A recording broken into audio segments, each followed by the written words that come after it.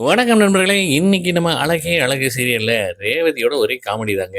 அது அவங்க சைடா இருந்தா, நம்ம மலர் வந்து பார்த்தீங்கன்னா, அப்படியே ஒரு கூட்டுக்குள்ள இருந்து வெளியில வந்த பறவை எப்படி இருக்கும்? சும்மா சுதந்திரமா பறந்து திரியும் பாருங்களா, அது மாரி நம்ம மலரோட கேரக்டருங்க. அப்படிதான் இருக்கு. சரி வாங்க பார்க்கலாம். அதாவது டைரக்ஷன் தெரியாம எல்லாருமே ஆளாளுக்கு ஒரு ஒரு டைரக்ஷன்ல போறாங்க. அதாவது தங்கராஜ் அவங்க ஒய்ஃப் ஒரு பக்கம் போயிடுறாங்க. இங்கிட்டு நம்ம மலரு, பாக்கியராஜ் ஒரு பக்கம், இங்கிட்டு நம்ம மதியம் சுரேஷும் ஒரு பக்கம். கடைசி எல்லாரும் வந்து தனித்தனியா பேசிட்டே போயி, அவங்களுக்குள்ள வந்து மனச விட்டு பேசுறாங்க. அப்புறம் ஒரு பாயிண்ட்ல வந்து எல்லா பேருமே வந்து மிங்கிள் ஆயிர்றாங்க. எல்லாரும் மாறி, மாறி.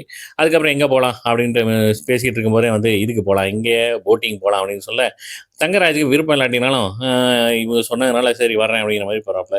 அப்புறம் 6 பேர் சேர்ந்து போலாமான்னேன். வேண்டாம், வேண்டாம் 2 பேர் 2 பேரா தனித்தனியா போவோம் அப்படின்ட்டு, அப்புறம் ஜோடி ஜோடியா வந்து போட்ல ஏறி போயிட்டுருக்காங்க. அதில செல்ஃபி வேற. இதில நம்ம ரேவதியோட ஒரே கலகலம் தாங்க. தங்கராஜுக்கு நல்லா நோஸ் கட் பண்றாப்ல.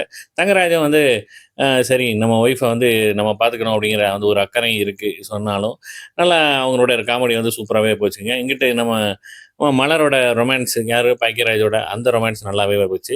இங்கிட்டு நம்ம மதியும், சுரேஷும் வந்து பார்த்தீங்கன்னா, அ அதாவது கட் அண்ட் ரைட்டா பேசுறது தான் 2 பேருமே வந்து என்னன்னா என்ன அப்படிங்கிற மாரி.